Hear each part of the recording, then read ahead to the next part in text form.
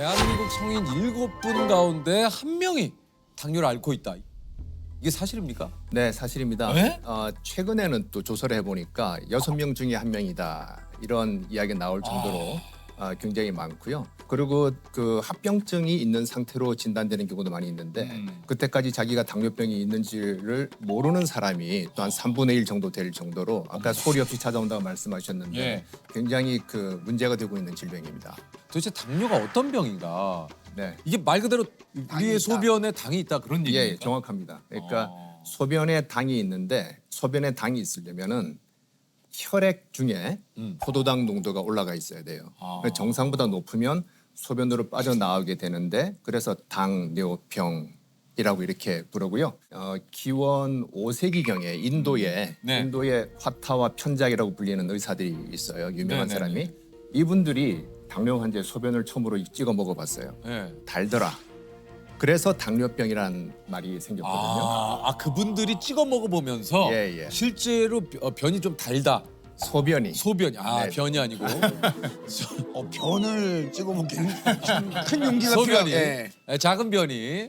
당뇨병도 하나의 병이 아니라 1형 당뇨병, 2형 당뇨병, 임신성 당뇨병, 특이형 당뇨병 이렇게 네 가지로 구분을 하고 있습니다. 당뇨병도 이렇게 여러 가지가 좀 있네요. 예, 여러 가지가 있습니다.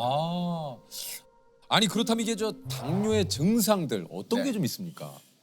증상은 굉장히 다양한데요. 이 혈액 중에 포도당 농도가 높으면 소변으로 빠져나오는데 예. 포도당은 물귀신 같은 그런 게 있어요. 혼자는 못 나가고 물을 끌고 나갑니다. 그러면 소변량이 많아지고요. 소변을 자주 보지요.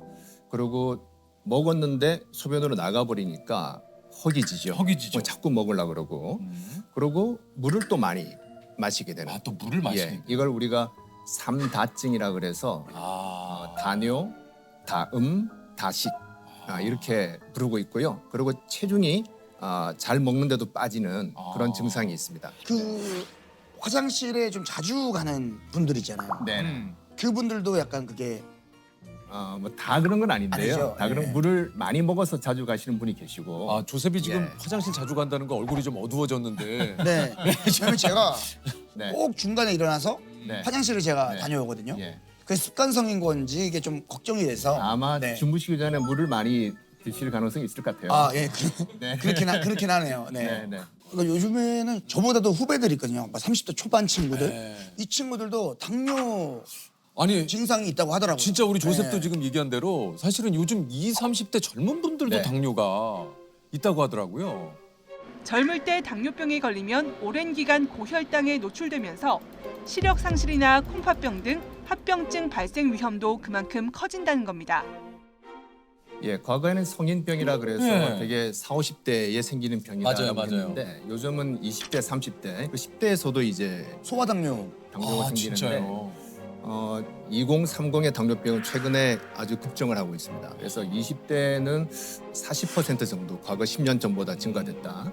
그리고 30대는 과거 10년 전에 비해서 한 30% 정도 증가되었다고 하기 때문에 큰 문제가 되고 있습니다. 이게 특히 당뇨가 무서운 게 또 합병증. 맞아요. 맞아요. 이게 어떤 합병증이 있습니까? 제일 대표적인 것이 눈, 망막에 이제 실핏줄이 터진다든지 해서 눈이 잘 보이지 않게 되거나 실명하게 되는 경우가 있고요. 그다음에 콩팥, 콩팥에 문제가 생겨서 이제 투석을 하거나 신장 이식을 받아야 되는 그런 일도 잘 생기고 신경의 합병증이 생기는 수가 있고요.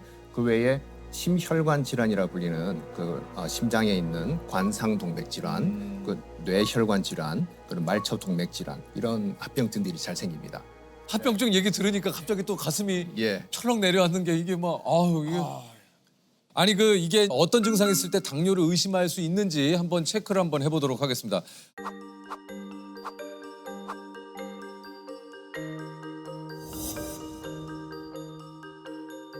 한번 우리 보시는 시청자 여러분들께서도 한번 같이 한번 체크를 한번 해보시죠. 예, 일단 첫 번째로 아까 선생님도 얘기하셨지만 이제 목이 자주 마른다. 예. 두 번째 항상 나른하고 의욕이 없다. 예. 세 번째 많이 먹어도 공복감이 생긴다. 그러니까 이게 계속 허기진다는 얘기죠. 네, 맞습니다. 그리고 네 번째 잘 먹어도 살이 빠진다. 그러니까 굉장히 많이 먹는데도 살이 빠진다. 네. 예. 그다음에 소변을 자주 본다. 몸에 부스럼이 생긴다. 눈이 침침하다. 아무 증상이 없다. 어이?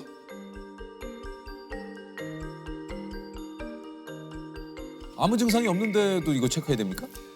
건강 검진을 많이 받으시거든요. 특히 우리나라에서는. 그렇죠, 그렇죠. 그래서 검사 결과 혈당이 높다라고 해서 찾아오시는 분들이 대부분입니다. 네. 아무 증상 없이 오시는 분들이 더 많습니다. 아, 네. 당뇨가 유전이다. 예, 이런 얘기가 또 있지 않습니까? 이게 이제 네. 우리 부모님이 당뇨라 난 좀 조심해야 돼. 이런 얘기들도 좀 주변에서 많이 하시고 어떻습니까? 이게 100% 유전입니까? 우리 당뇨병 중에서 제일 많은 거는 2형 당뇨병인데 2형 당뇨병 같은 경우는 부모님 한쪽이 당뇨병이 있으면 내가 당뇨에 걸릴 위험이 2배가 증가가 돼요. 그리고 두 분이 다 당뇨가 있으면 거의 한 4배 정도까지 증가될 수 있기 때문에 유전적인 성향은 강하다라고 말할 수 있고요. 하지만 조선시대나 지금이나 우리 유전자는 크게 변하지 않았어요. 네. 과거에도 당뇨병 관계된 유전자가 있었는데 당뇨가 없었기 때문에 환경적인 요인이 강하다. 이전에는 다 걸어 다녔는데 지금은 자동차를 이용하고 계단도 에스컬레이터나 맞아요. 엘리베이터를 이용하잖아요. 심지어 헬스클럽 가면서도 에스컬레이터 타고 올라가세요.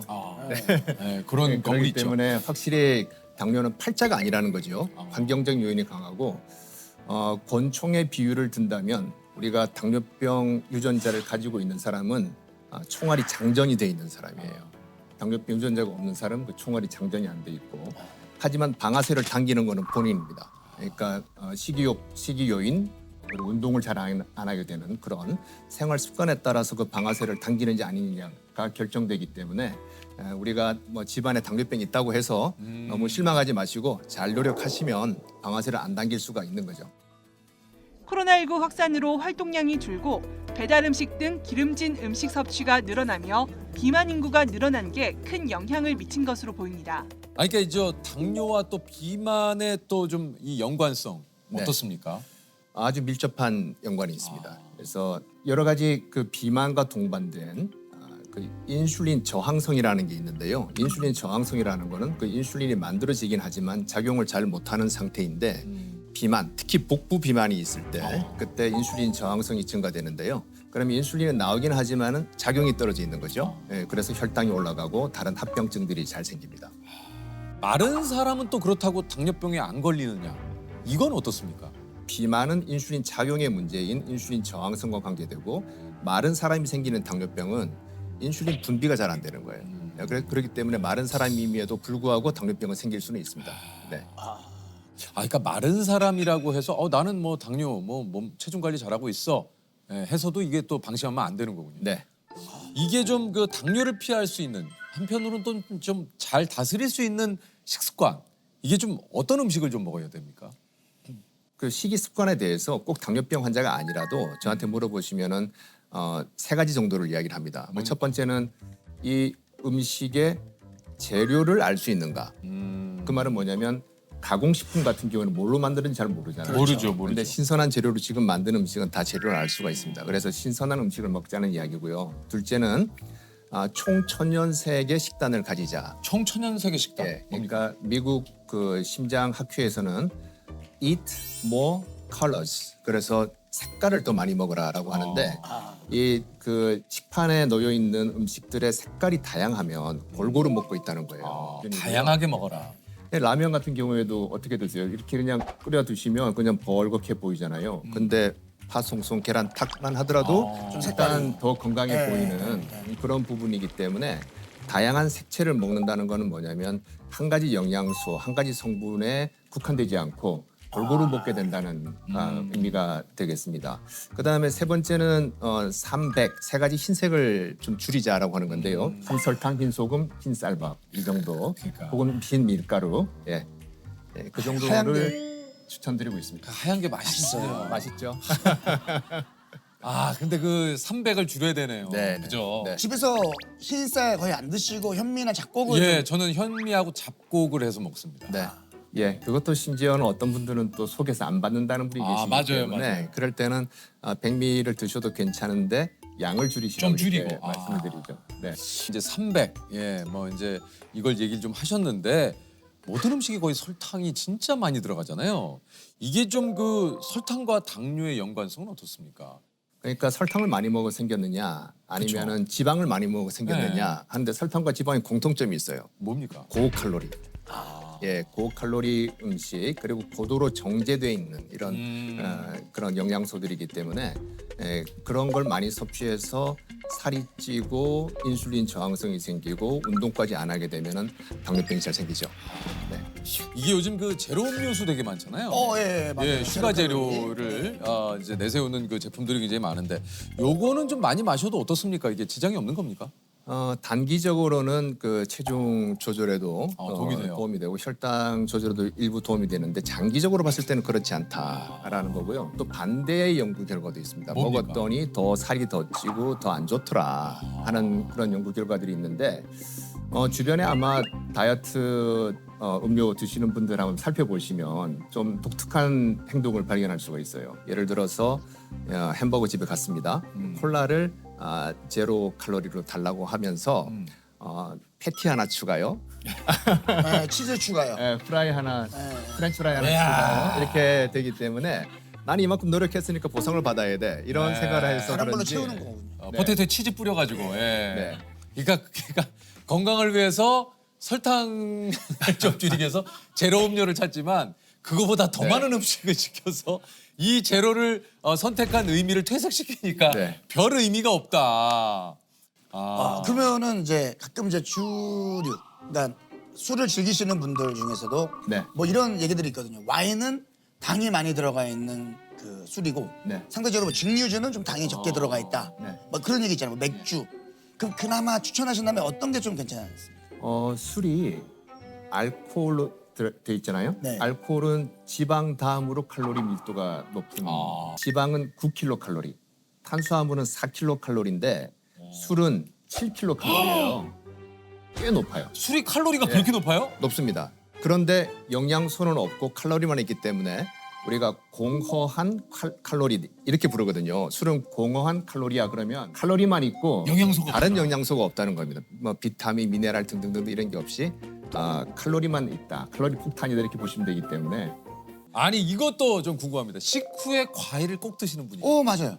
그게 또 위험하다는 얘기도 또 있던데. 아니 그러니까 이제 과당도 상당히 이게 어쨌든 당이기 때문에 좀 위험하다는 얘기가 네. 많은데 요거 네. 좀 어떻습니까? 뭐 과일 드시는 거는 좋은 부분인데요. 그렇죠. 근데 그 한 가지 주의해야 할 부분이 뭐냐면 과거의 과일과 지금 현재의 과일을 한번 생각해 보시면 당도가 무지하게 높아졌어요. 제가 어릴 때는 수박 설탕에 찍어 먹었던 일이 많이 있었는데 요새는 맞아. 그냥 먹어도 충분한 정도로 당도가 요즘 진짜 높잖아요. 예, 그렇게 개량이 된 거죠 품종이. 그렇기 때문에 서양에서 영양학 하시는 분들은 현대의 과일은 나무에 달려 있는 달달한 간식이다.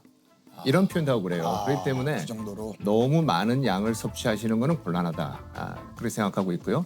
당뇨병 환자들께서는 혈당을 측정해보고 그 양을 가늠하시면 돼요. 드시지 말라는 게 아니라. 그래서 일반적으로는 그 음식점에 가셔서 식사하고 나올 때 후식 나오잖아요. 그 정도. 뭐 그 정도 드시는 거는 큰 무리는 없는 것 같습니다. 과일은 적당하게 섭취를. 그러니까 모든 게 과일이건 뭐건 과한 게 조금 문제지. 이 적당하게 섭취하는 건 좋죠. 아까 얘기했죠. 총천연세계. 과일이야말로 총천연세가 아닙니까? 맞습니다. 아니, 적당하게 먹는 거 그러니까 좋아요. 이게 형 뭐가 어렵냐면 네. 적당하게 식사하시잖아요. 그렇죠. 그럼 저는 적당한 식사가 그러니까 예를 들면 제 스스로가 저는 먹다가 이제 이 정도면 좀 잘 먹은 것 같은데가 적당한 것 같은데. 그거는 물리적인 포만감이에요. 아, 예, 우리는 생화학적인 포만감을 느껴야 되는데 천천히 드시면 알아서 그만 해주는데 빨리빨리 드시면 이게 물리적으로 부풀다가 이거 안 되겠네? 그 포만감으로 멈추게 되시면 살이 많이 찝니다. 아유 어렵다. 네. 아유 너무 어렵다. 아니 근데 이제 밥을 먹는 순서만 바꿔도 이게 혈당 수치를 낮출 수 있다. 네. 생선이나 육류를 먼저 먹고 밥을 먹은 경우와 밥을 먼저 먹고 생선이나 육류를 먹게 했더니 생선이나 육류를 먼저 먹고 나서 밥을 먹은 경우에는 혈당이 덜 올라가는 겁니다. 그러니까 탄수화물 섭취를 뒤로 미루시게 되면 똑같은 음식을 먹더라도 혈당은 덜 올라갈 수가 있습니다. 아 근데 이제 우리의 식습관은 이제 밥하고 같이 이제 생선과 하고 예. 같이 먹어야 되는데. 허겁지겁 빨리 먹게 되면 그렇게 예. 되는 거라서 그 반찬을 좀 맛보시고 그다음에 천천히 이제 밥을 드시게 되면 도움되지 않을까 이게 싶습니다. 그러니까 이제 그 코스처럼 먼저 그러네요. 샐러드가 나오고. 나오고. 그러니까 혈당 수치를 천천히 올리는데 네. 탄수화물부터 먹으면 혈당 수치를 확 올려놓고 시작을 하니까. 그렇죠.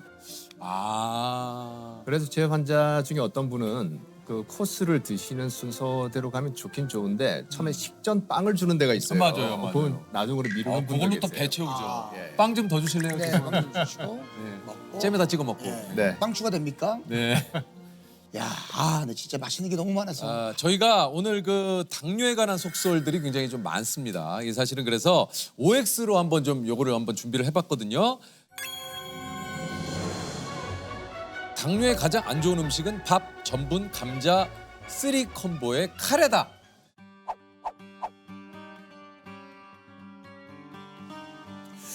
이거는 제가 조금 헷갈려서 이렇게 세모입니까? 하고 싶은데요. 그 전분이 많이 들어가 있는 거는 이제 혈당을 올리는 데 문제가 될 텐데 카레는 인도를 중심으로 해서 많이 연구가 됐어요. 그 카레를 만드는 성분 중에 하나 강황이 있는데 맞아요. 강황에 컬큐민이라고 하는 성분이 있는데 이건 오히려 당뇨병을 예방하는 효과가 있다라고 이야. 하기 때문에 카레를 드실 때 너무 전분을 많이 넣게 되면은 이제 그 자체는 나쁠 수 있지만 카레 그 자체는 크게 문제는 없지 않나라고 보고 있습니다. 왜냐면 술 먹고 그 다음날 카레가 해장에 되게 도움이 많이 되거든요. 이게 그 강황이 들어있어가지고. 해장에 대해서는 제가 연구를 죄송합니다. 조셉이 좀 그 식당을 많이 다니기 때문에 네. 카레식 정식 식당 갔었어요? 뭐 카레 전문식당 가면 숙취 해소라기보다 이제 강황이 몸에 좋다. 강황이 네, 몸에 강황. 좋다. 다음입니다. 가족력이나 비만 없이 갑작스럽게 발달한 당뇨는 췌장암의 신호이다. 오? 네. 예, 맞습니다. 특히 연세 드신 분들 중에서 특별히 가족력도 없고 그동안 당뇨병의 위험 신호가 없었는데 갑자기 발생한 당뇨인 경우에 아주 일부가 췌장암인 경우가 있습니다. 그래서 저희도 그런 환자분들이 왔을 때 제일 긴장을 하게 됩니다. 이게 가족력도 없고 아무 문제가 없던 분이 갑자기 당뇨가 생기면 네. 췌장은 잘 보이지도 않아가지고 이게 잘 안 그러니까요. 보여요. 네. 숨어있기 때문에. 초음파를 대도 잘 안 보일 수 있어요. 네. 특히 비만한 분들은 이 췌장이 위장 뒤에 등 쪽에 바짝 붙어 있거든요. 그래서 초음파를 갖다 대도 잘 안 보이는 경우가 많이 있습니다. 아이고. 다음은요. 당뇨는 치매를 불러일으킨다. 네, 뭐 인과관계가 있다는 건 아니고 어떤 연관성이 있다는 건데요. 그러니까 치매가 뭐 인구 1000명당 9명 정도 생긴다면 당뇨가 있는 분들은 1000명당 10명 정도 생기는 그런 정도의 위험이라 보시면 되고요.